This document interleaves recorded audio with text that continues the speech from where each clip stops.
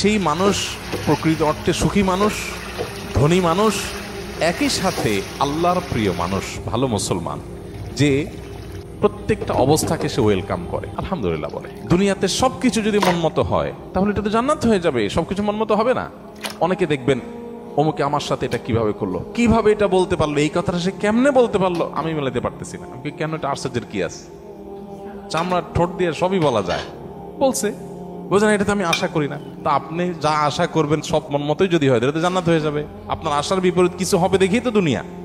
না না, সে কিভাবে এটা আমারে বলতে পারলো, আমার মাথায় ধরতেছে না, কেমনে এটা বলতে পারলো। আরে কেমনে বলতে পারলো, আমি তো বলতে পারবো আপনাকে, কোনো ব্যাপার না তো।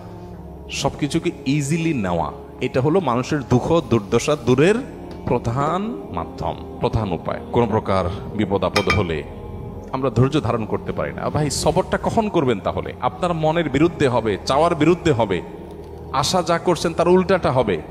আপনার সাথে পড়ালেখা করে অনেক ভালো আছে, আপনি সেটা থাকবেন না, এখানে তো সবর, এখানে তো সবরের প্রশ্ন আসবে। সবরটা কোথায় করবেন তাহলে? সবই যদি মনমতো হয়। বহু মানুষ আছে যে দুনিয়াতে তাদের সব কিছু চাই, সব কিছু চাই বাস, আর অন্যের সাথে কম্পেয়ার করা এবং অন্যের কাছে আশা করা। সকল অশান্তির দুইটা মূল আছে, আরেকজনের সাথে নিজেকে তুলনা করা, আরেকটা হলো আরেকজনের কাছে কি করা, আশা করা। মানুষকে চাইতে বেশি আশা করা উচিত না। স্বামী হোক, স্ত্রী হোক, ননদ হোক, দেবর হোক, শ্বশুর হোক, শ্বশুরবাড়ি হোক, এমনকি বন্ধু বান্ধব হোক, আপনার স্ত্রী, তিনি হয়তো রান্না বাড়া ভালো পারেন না, আপনার মনে দুঃখ, কিন্তু তার চরিত্রটা ভালো। আরেকজনের বউ রান্নাটা মাশাআল্লাহ একের, কিন্তু চরিত্রটা 2 নম্বর। আপনার বউয়ের চরিত্রটাও ভালো, রান্নাটাও ভালো, হয়তো চেহারা ছবি ভালো না।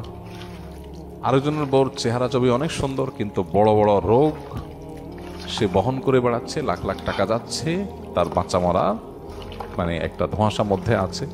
আল্লাহ তাআলা আপনার স্ত্রীকে সুস্থ রেখেছে।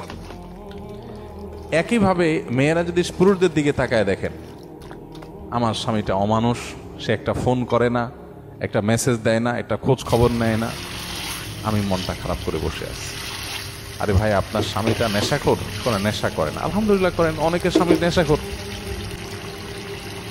স্বামী অনেক খোঁজ খবর নেয়, অনেক কেয়ারি, কিন্তু নেশাখোর।